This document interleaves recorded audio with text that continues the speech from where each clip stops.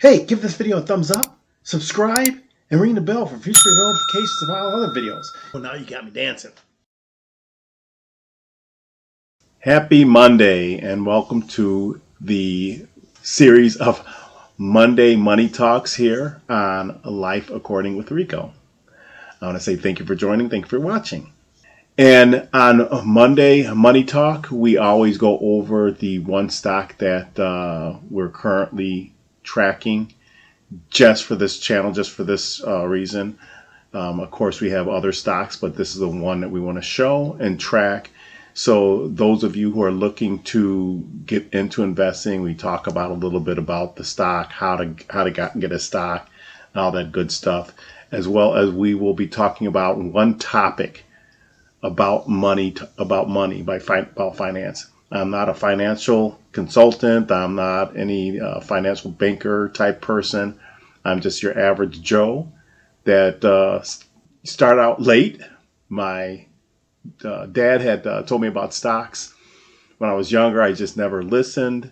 And now I'm facing those consequences where I started late in life and I'm trying to push and get everything going.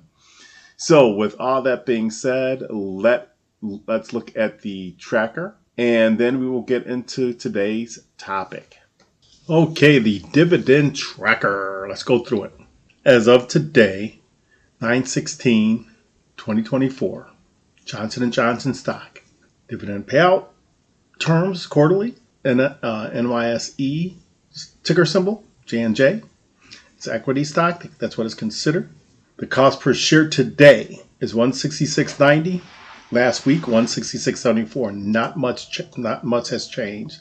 We still own 5 shares. The cost as of the total shares is $834.50. Last week was at $833.70, and that's because of the change from 74 to an increase of up to 90. Like I said, usually all this stays the same, but as you notice, it did change when we first started. All this did change when we first started. But as of today and last week, it hasn't. Quarterly payout would be $620, and that's the amount of shares times the next dividend payment, which is here, as you can see in my formula. Amount of shares that we will need if we want this to pay year over year. I'm sorry, every quarter, where it will pay for itself for its own share of stocks. We would need 135 shares. And every quarter we would get 167, which I have this reinvested as of right now back into the stock. So we reinvest and purchase a share of stock for every quarter. The amount of shares to have invested in retirement has not changed. Still 806 to get a $1,000 quarterly payout. So once I retire and I switch this over to where it will not reinvest, I would need 806 shares to get $1,000 every quarter. And that's it for the tracker. Let's get into the topic of today. Okay, so today's topic will be about diversifying your income. And it will flow into, when you diversify, you're kind of diversifying it so when you retire, you have monies coming in instead of worrying about the Social Security income, which may or may not be there. So you want to diversify your income, not just for your retirement, but for your living that you're doing today, especially the younger generation. I know a lot of them are really getting into this and they're doing well. And there's a lot of us that aren't. So my buddy, as I had stated, started his YouTube channel, and he talks about on his second video, diversification of your income. Reason why I'm bringing this up is because I know a lot of you are watching my videos, and if you're new to the channel, welcome and thank you. The topic's always covering the J&J stock, which is just one sector of the stocks. There are 11 sectors of stock out there, and the first one of the it's called 11 Global Industrial Classification Standards. And these are the sectors of stock, or some people abbreviation is GICS. There's 11 of them, as I keep repeating. And I'm going to read them to you real quick. Okay, The 11 sectors of stocks. They call them the 11 Global Industrial Classification Standards, or GICS. That's what a lot of investors, when they talk about the sectors, that's what they call this. And here are the 11 sectors. You've got energy is one, materials is another, industrials is another, utilities is another. And I don't think I have to really go in depth in explaining this because the names are telling you exactly what it is. Energy, materials like steel, textile, all that stuff. Utilities, your electric, your gas, your, things of that nature. Industrial, when they're building things. Industrial equipment, like farming equipment, building equipment. But you got the healthcare. You've got financials. You've got another one, consumers discretionary, consumers staples, information technology, communication services, and the last one, real estate. These are the 11 sectors. So you may ask, Rico, so if the J&J is an equity stock, which would fall in one of those sectors, what should I be looking into if you're saying to diversify my stock if it's just J&J just falls in one of those sectors? Well, I'm glad you're asking. I would suggest that you start with a stock that has like the S&P 100 or the S&P 500. And what those are, it's a diversification of a stock. It has the top ETF stocks in one stock. So if one company fails, you've got 499 more to keep that stock, that ETF going and paying you dividends. Same thing with the 100. If one of them dies or one company folds under or whatever happens, you've got 99 other stocks carrying that ETF stock. So what are some S&P 500 stocks? Are you asking me? Let me show you. So and I'm sorry if I keep messing it up. I know I keep saying S&P. It's S&P, as you can see right here. S&P. So just in case you guys are thinking I'm saying S&P or whatever the difference or whatever I might think, it's S&P. So the S&P stocks that Forbes for 2024 is stating are good stocks for S&P 500 stocks as SPDR. It's a trust, and their ticker name is SPY. It's a core stock, and I'll get into this too. iShare Core S&P 500, Vanguard 500 fund, Index Fund, VU, SPDR Portfolio 500, their ticker SPLG, Invesco, RSP, SPDR is SPYG, and these are tactical down here, the last ones I'm reading. Vanguard S&P 500, ProShares Short. These are all tactical. I'll get into this. But here are the assets, the total assets. 551 billion, 510 billion, 498 billion. So as you can see, these are solid ETF stocks to get into. So you might be asking me, Rico, what's the difference between core and tactical? Let's look into that. So you might ask, what's the difference between the core and tactical? Core holdings make up the bulk of your portfolio and won't change much over time, meaning there's solid stocks that continuously produce well. Your tactical components allows you to still scope out opportunities in the market. So basically you could look for, it'll be looking or bringing in other stocks that fluctuate. It's a fluctuation thing. And you could buy and sell. Again, I don't like that. I'm a core guy. I just like to have stocks that are solid, good. They're going to pay me dividends year over year, and they're really well. Getting back to the writing here. This is where you take a more active approach and try to take advantage trends without risking your entire portfolio. That's the tactical portion of it. I don't like that. Stocks are a risk anyways. It's gambling. That's if you really think about it. You're trying to get the surest bet you can to make a profit. So, well, with anything that you put your money in, it's a gambling thing, risk. But with a tactical one, you're not risking everything. So I did mention a S&P 100 and an S&P 500. Let me explain that right now. So, the constitutes of a S&P 100 are selected for sector balance and represents about 67% of the market capitalization of the S&P 500 and almost 54% of the market capitalization of the US equity markets as of December 2020. This is what I pulled up online. I think it was on Wikipedia. The stocks in the S&P 100 tend to be the largest and most established companies in the S&P 500.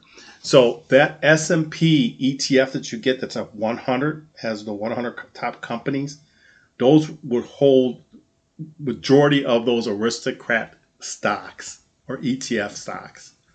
Those will be in that 100, the S&P 100, along with some other really well stocks that pay year over year, more of like the core. That what you would say would be your core. The 500 would have more core as well as tactical stocks.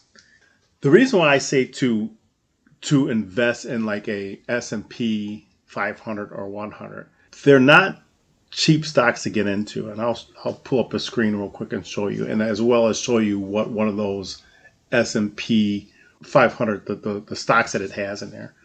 They're not a cheap stock. And you're going to have to at least come up with, I think, close to $300 to $400 per share per stock. And let me show you that example. And then I'll tell you why I just wanted to show you the J&J stock. Because to me, and there's other stocks, aristocrat stocks, that are less than the J&J. I'm just trying to find something. I just wanted to find something in the aristocrat world where you can see, oh, I can afford this, and start investing. And everybody uses J&J, and everybody knew J&J. So let me show you one of the S&P 500 stocks. So here's VU, one of those stocks I was telling you about. Yes, I do own a share or two of this one. Vanguard S&P 500 ETF, ticker symbol VU, V00 or VOO. This is how much one share of this stock is $517.30.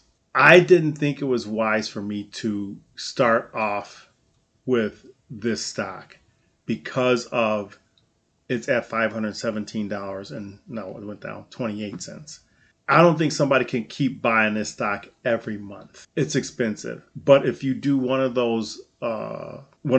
you go to one of those broker houses that you could buy fractional portions of this, you can start to buy this. And if you look at one of my videos, I'll link it to here, and they'll show you one of those fractional type ones. I know Schwab also has a fractional way to buy these shares, where you only like a fraction of it, and you just keep investing until you can own a share of it. I didn't do that with this one because I knew I wasn't going to be buying one every month at this point. $517, even $500 it's quite a bit to dedicate every month if you don't have that money. So that's why I did not start this one compared to J&J, which is like 100 and well, actually it went up, but as you saw on my tracker, 166. So as I'm scrolling down here are the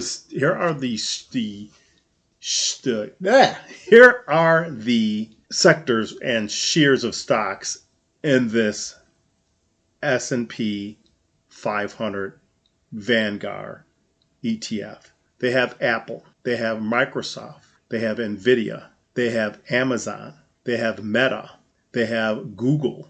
I think this is also Google, Berkshire Hathaway, Broadcom, Tesla. All these small portions of shares of stock are in here, and that's why it's so expensive. And this is just some of them. As you can see, you got several pages. Page 2, and here's the industries, the sectors they're in: pharmaceuticals, Eli Lilly and Co., J.P. Morgan, Diversified Banking, ExxonMobil, oil and gas, United Health, managed healthcare. This is the health sector. Visa Inc. Class A, transactions and payments. This is like I think this was like the banking and commercial. MasterCard, Procter and Gamble, the J&J stock that we're tracking, pharmaceuticals. This is another good one, Aristocat one to have. Where are we? Home Depot, Costco's. I mean, and the list goes on of 500 different stocks that they have in this one stock. AbbVie, biotechnology, Walmart, consumer staples, Merck and Company, pharmaceuticals, Bank of America, Chevron, Netflix, Coca-Cola. All these are shares of stock that are held by this Vanguard S&P. All these are held in here in the Vanguard S&P 500 ETF VOO. This is what I mean by diversification. This stock is a diversified stock where if one of these big hitters, let's say Walmart, goes out of business, it's not going to really hurt this stock that much because you have all these other companies that are covering it. They have 63% of Walmart, 71% of AbbVie, 62% of Merck and Company. I mean, just look at this. 500 different well-known stocks. If you have the money or if you do the stockpile type banking company, or I'm sorry, an investment line, if you do a stockpile, you could buy fractions of shares of this VOO until you can own one share of 517. Schwab, same thing. You could open up a Schwab account and do their fractional share stock process until you could own a full share. Otherwise, you buy just one of these little stocks here, and you could go on and just find out. Nvidia, I know that's high to just split, but I think Apple's at $300. Amazon, I know, is high. But you just go on here and you find out which one of these are not that expensive that you can afford and buy one share. But again, I would say to diversify and get one of these S&P 500s or S&P 100. Either one. Go on there and get it. So, as I was saying, I would suggest buying a diversified stock. The topic of this one is just going to be covering stock opportunities, diversifying your stock portfolio. And that's one thing that a lot of stock people talk about is diversifying your stock portfolio. So if that one, say for instance, like I said before, if J&J stock folds, which I doubt if it ever will, but if something does happen, everything's gone. But if you buy like this Vanguard S&P 500 ETF, one company folds, you have other companies supporting that fund, and you can continue to get paid, which is a good thing. I'm going to, as I keep saying, I'm going to link my buddy's video here on here. So if you want to learn a little bit more and get a little bit deeper, again, I am not the one that really digs really deep and just get this really, my my diving gear on with my air tank and jumping in the water and going deep just to learn this stuff. I don't need to do that. I just want to get some solid stocks that will pay me year-over-year dividends. That's why I look for the Aristocrats stocks, because I know they're solid and I'm going to get a payment. And that's what I would suggest. I would suggest if you can afford it, use the Vanguard S&P 500 or the S&P 100. I would also suggest just if you're buying one stock at a time, diversifying it. Look at those sectors. Just don't stay in the pharmaceutical sector. Just don't stay in the industrial sector. Diversify. Get different stocks in different sectors. It's good to do that because, I doubt if any one sector is going to explode and never be around. We always need energy. We always need healthcare. We always need real estate. We need there's several different sectors, and those sectors are not going to go away. But you do want to diversify your portfolio, your stock portfolio. So I'm going to link my buddy's video on here. Like I said, he goes a little bit deeper with more definitions, more in depth about the definitions and things of that nature. If you really want to deep dive, go to his channel or whoever you feel comfortable with their channel. But if you're like me, you're just trying to get some stocks, get going, diversify your income, so when you retire, you don't have to really count on a Social Security payment if you get it, or if it's too low. Either way it goes, you have another stream of money's coming in by diversifying your income. Thank you for watching this video. And I would like to also say thank you for watching any or all of my videos that I have put out there in the past. I would like for you to look at some shorts that I have created. I hope they are funny to you. I hope they bring you some laughter and some joy. I hope all of my videos I've posted out here for you on YouTube have brought you some enlightenment, have enriched your life, have did some type of positive impact for you. If you would like to watch any of my past videos or a video I've mentioned in this video, click here and here. Or if you would like to subscribe, click here. With that, thank you for watching. And until our next video, see ya.